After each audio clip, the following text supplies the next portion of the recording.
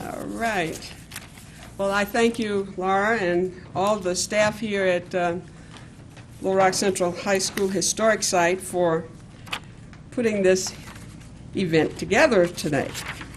We've talked about this over a period of time, and just kind of wonderful that it has finally happened. You know, this story is about my high school days, and it's not about the first integration that took place in the South.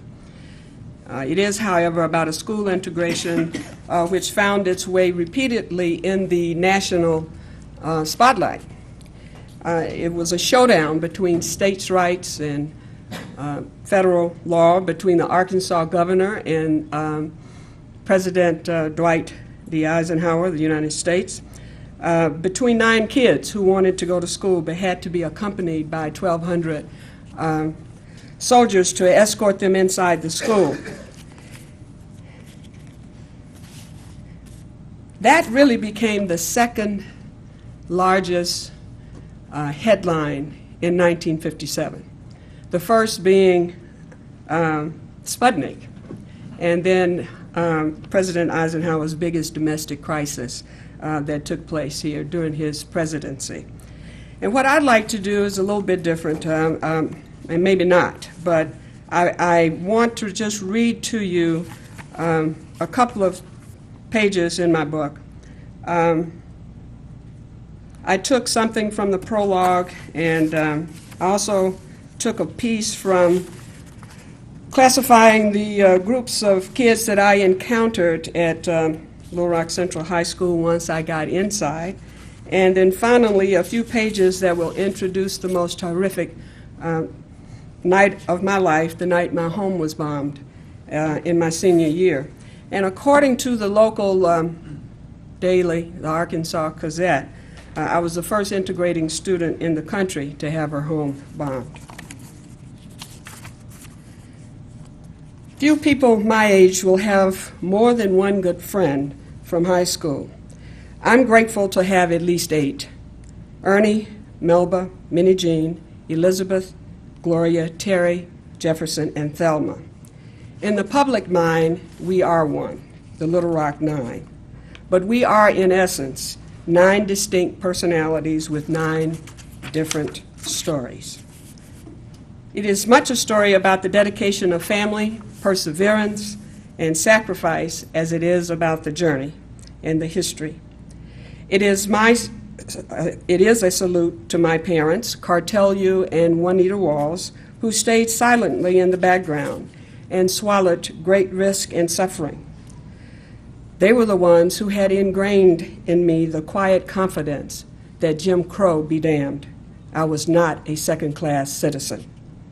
It was that confidence that told me I deserved the quality education the Supreme Court said I was due.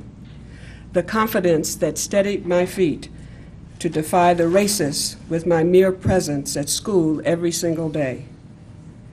My parents bequeathed to me the confidence of their fathers, both hardworking black entrepreneurs in control of their own economic lives.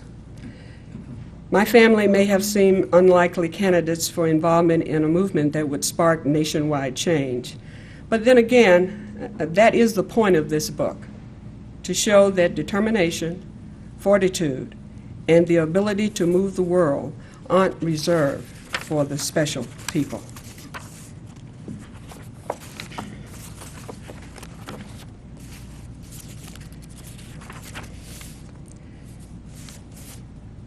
Sometimes I've thought about how much easier survival would have been if more people had taken a chance, a stand. As I saw it, the students at Central fell into different categories. The smallest group was the easiest to identify, those students who were determined to make our lives miserable. The tormentors, the black leather boys, their female cohorts, and the other cowardly students who clung to their groups in their evil efforts to push us out. They were the ones who called us derisive names, spat on us, kicked, hit, pushed, and slammed us into lockers and down the stairs. Maybe it was their parents who helped to make up the segregationist crowds that clung to the wrong-headed belief that Central somehow belonged to them, and that the 9 of us were the interlopers causing trouble by having the audacity to keep showing up. The second group included those students who were clearly sympathetic. Even if they did not outwardly show it or jump to our defense in times of trouble, you could tell by the kind eyes that on our worst days seemed to say, "I'm really sorry this is happening to you." Sometimes they offered a shy smile in the hallways or in class, or slipped a quiet note of support to one of us undercover. The majority of the students in Central fell into the third group, those who kept silent. They wanted all the trouble to end. They did not torment us, but they didn't extend themselves to us in any way either, not even quietly. They did not want to be associated with one side or the other. They chose to remain neutral, as if remaining neutral in the face of evil were an acceptable and just choice. They turned away. They rendered us invisible. They are most likely the ones today who, when asked about the class of 1957, tried to reinvent history. Things at Central weren't as bad as the 9 of us have said they have recalled in recent years. The mobs weren't as big, they say.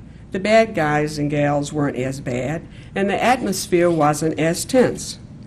Well, of course, that is how they remember the Central journey these 50-plus years later.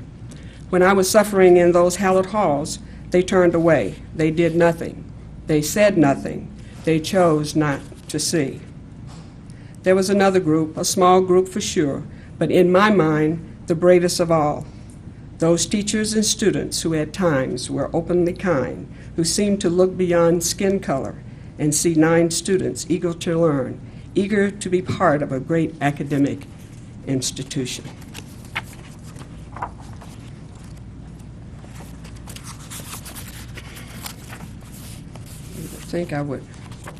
I had it all here. When I made it to my bedroom the night of February 9th, 1960, it was raining mud. At least that's how it appeared to me when I heard heavy wind and rain slapping against the house. I looked up at the window and saw thick droplets of rain mixed with red dirt sliding down the window panes. It was about 9:30, my favorite time of the night.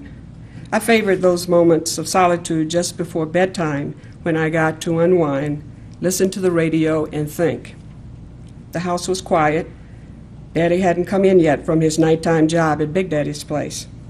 Luana and Tina, then 11 and 4, were asleep in their room a few steps up the hall, and Mother was in her and Daddy's room near the front door. I clicked on the clock radio resting on the nightstand. The AM dial was already tuned to one of my favorite stations, WLAC, which broadcast nightly from Nashville. It was one of a few white stations that brought the soulful sounds of black rock and roll, rhythm and blues, and jazz artists, the Platters, Little Richard, Fats Domino, and Etta James, to places that they had never been before, the homes and lives of my white peers throughout the nation. It tickled me when I imagined that maybe some of my white classmates at Central were listening secretly too. I particularly enjoyed a program called Randy's Record Highlights, which aired shortly after 10 o'clock. As I changed into my pajamas, my mind felt at ease. I had made it to the home stretch at Central, I thought.